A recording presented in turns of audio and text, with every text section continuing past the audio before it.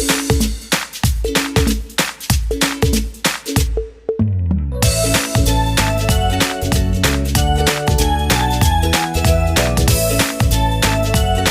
Morning everyone. आज मैं आपको हिंदी ग्रामर का चैप्टर नंबर 3 शब्द विचार मॉर्फोलॉजी पढ़ाऊंगी। इस चैप्टर में आप सीखेंगे कि शब्द क्या होते हैं, शब्दों के कितने भेद हैं, शब्दों का भेद जो किया गया है वो किस आधारों पर किया गया है। इस चैप्टर में आप ये सब सीखने वाले हैं। So without wasting any time let's start our chapter. वर्णों का एक क्रमबद्ध समूह जिसका कोई निश्चित अर्थ हो शब्द कहलाता है। वर्ण क्या होते हैं आपको पता है, मैंने इससे पहले चैप्टर में आपको वर्ण पढ़ाए थे। छोटा आ से ज्ञाता जितने भी आपके लेटर्स हैं ये सब आपके वर्ण कहलाते हैं। ये पूरी अल्फ़ाबेट आपकी जो हिंदी की छोटा आ से ज्ञाता के ये सब आपके वर्ण कहलाते हैं। अब इन वर्णों का एक क्रमबद्ध समूह, इनको एक क्रम से लगाना, इस तरीके से लगाना जिसका कोई निश्चित अर्थ लगे, जिसका कोई निश्चित अर्थ निकले, उन्हें हम कहते हैं शब्द। जैसे क, म, ई की मात्रा लगाई, ज, कमीज़, ये वर्ण है, इनको एक क्रमबद्ध समूह में लगाया और इसका अर्थ निकला कमीज़ है। तो ये आपका शब्द हो गया। अगर हम आगे पीछे कर दें जैसे ज़ा, मी, का, तो ये कोई शब्द अर्थ निकलेगा इसका? नहीं निकलेगा। तो अगर हमें सबसे पहले शब्द बनाने के लिए क्रमबद्ध समूह होना चाहिए वर्णों का।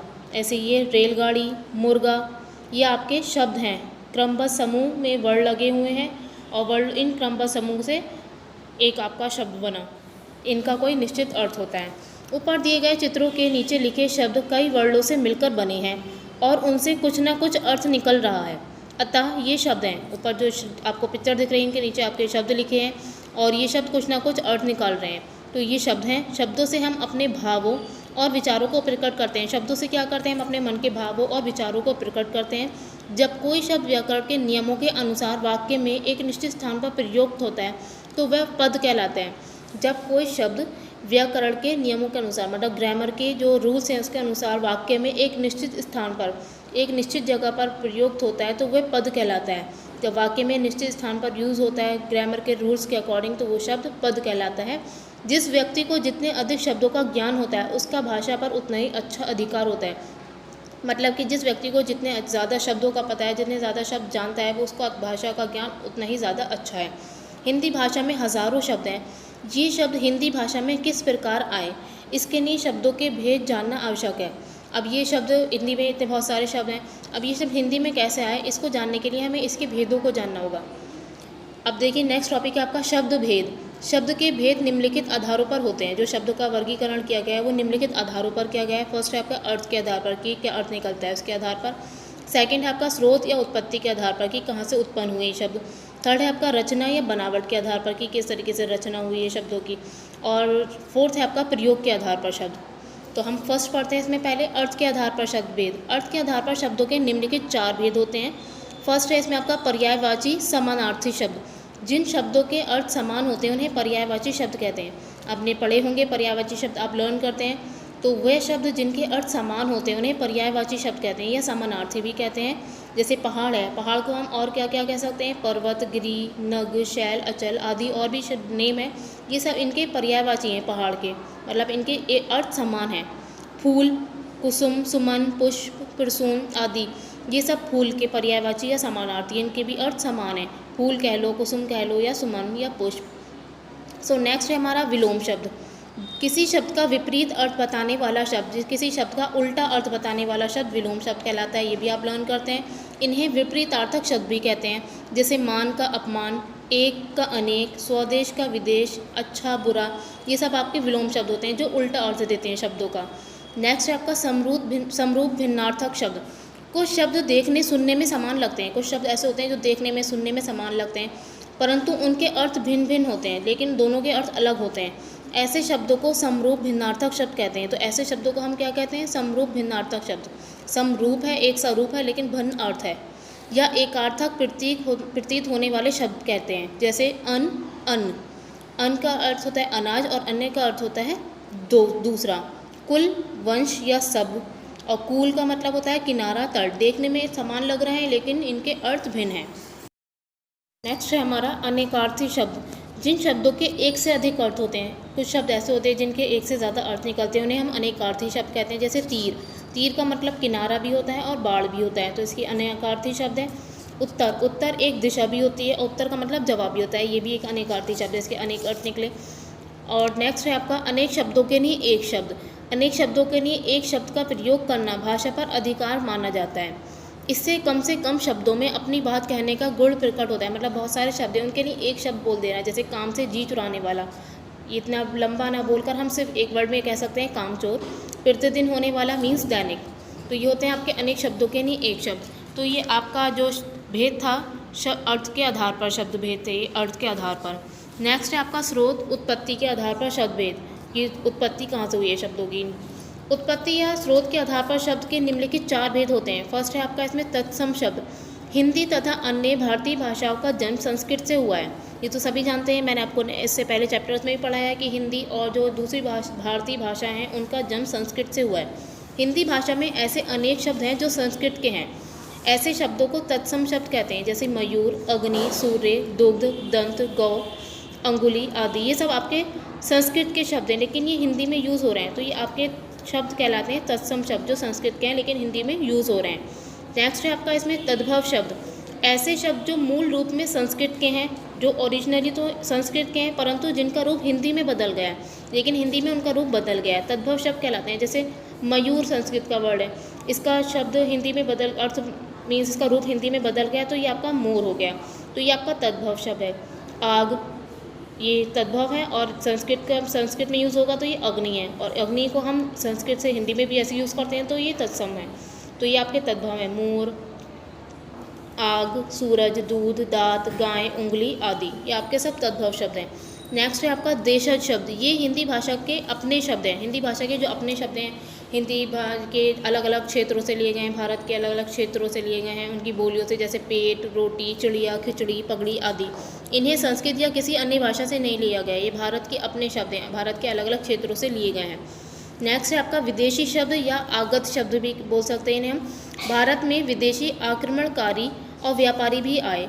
जो भारत में पहले विदेशी आक्रमणकारी आए थे, हमला करने वाले और व्यापारी आए थे, उनकी भाषा के शब्दों को हमारी भाषा हिंदी ने अपना लिया, उनके शब्दों को हमारी भाषा ने अपना लिया। इस प्रकार हिंदी में अनेक विदेशी शब्द आ गए। अंग्रेज़ी, फारसी, अरबी, फ्रांसीसी और पुर्तगाली आदि विदेशी भाषाओं के अनेक शब्द हिंदी में प्रयोग में लाए जाते हैं। इन सब भाषाओं के शब्द हमारी हिंदी में यूज़ में आते हैं। जैसे फारसी के शब्द हैं कुछ, आतिशबाजी, आवारा, सौदागर, जहर, तीर, तनख्वाह, मलाई, मुफ्त, पलंग आदि आपके फारसी के शब्द हैं, लेकिन हिंदी में यूज़ हो रहे हैं, हिंदी ने इन्हें अपना लिया है। नेक्स्ट आपके अरबी के शब्द, जैसे कि अमीर, आदमी, औरत, किला, गरीब, तमाशा, दुनिया, दौलत, हमला, मुसाफिर आदि आपके अरबी के शब्द हैं। अंग्रेज़ी शब्द school, class, monitor, desk, bulb, tuition, thermometer, cricket, pencil, pen आदि आपके अंग्रेज़ी के हैं, लेकिन हिंदी में यूज़ हो रहे हैं। पुर्तगाली शब्द अलमारी, बाल्टी, चाबी, तंबाकू, कमीज़, कमरा, गमला, मेज़, तौलिया, पादरी आदि, ये सब आपके पुर्तगाली शब्द हैं। फ्रांसीसी शब्द अंग्रेज़, कूपन, कारतूस आदि आपके फ्रांसीसी शब्द हैं। ये आपके सारे विदेशी भाषाओं के शब्द हैं, लेकिन ये हिंदी में यूज़ हो रहे हैं, तो लेकिन ये हिंदी क्या कहलाएंगे, आपके विदेशी शब्द कहलाते हैं।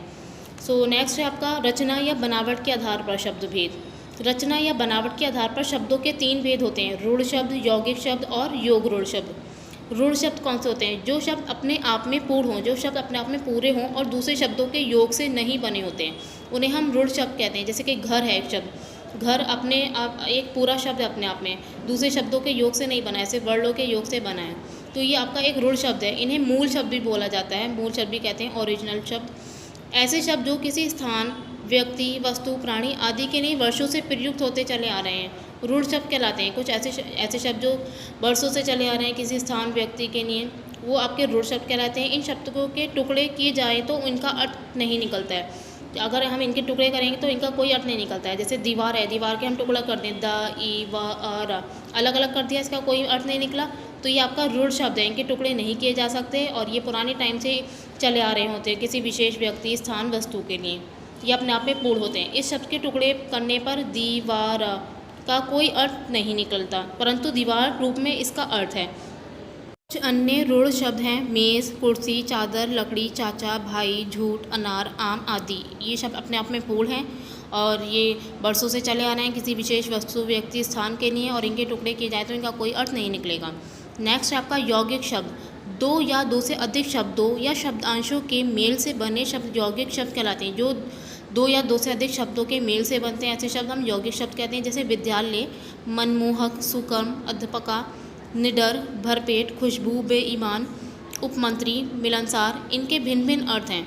जैसे कि देखिए आपका विद्यालय है, विद्या प्लस आल्य से बना है। विद्या अलग शब्द है, आल्य अलग है, इनको मिला के आपका विद्यालय शब्द बन गया है। विद्या का अलग अर्थ होता है, आल्य का भी अलग अर्थ है। तो ये दो शब्दों के मेल से बने हैं और इनके हम टुकड़े कर दें तो दोनों का अलग अलग अर्थ निकलता है। जैसे ही आपके लिए अन्य उदाहरण दे रखे हैं, सेनापति, सेना प्लस पति, सेना और पति से बना है। सेना का भी अलग अर्थ है और पति का भी अलग है। सेनापति के टुकड़े कर दिए तो सेना का भी अलग अलग अर्थ निकलेगा और पति का भी। और ये एक यौगिक शब्द हो गया। अपमान, अप प्लस मान से बना है। सुंदरता, सुंदर प्लस ता से बना है। पुस्तकालय, पुस्तक प्लस आल्य से बना है। तो ये आपके हो गए यौगिक शब्द। उपयुक्त उदाहरणों से स्पष्ट है कि यौगिक शब्दों में प्रयुक्त शब्दों शब्दांशों को अलग अलग किया जा सकता है। खंड करने पर यौगिक शब्दों का अर्थ यथावत बना रहता है और खंड टुकड़े करने पर उनका अर्थ वैसे ही बना रहता है।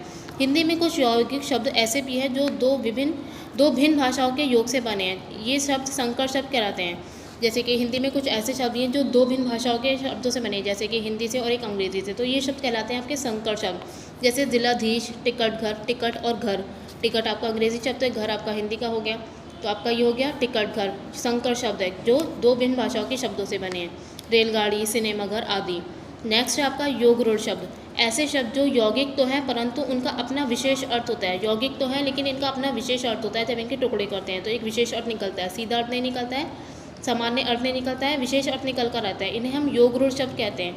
योग रूढ़ शब्द यौगिक तो होते हुए भी किसी एक ही अर्थ में रूढ़ हो गए हैं। मतलब यौगिक होते हुए भी आगे चलकर ये जब इनका विशेष अर्थ निकलता है तो ये रूढ़ हो जाते हैं। तो ये दोनों का एक तरीके से समझ लीजिए कि मिले जुले हैं ये।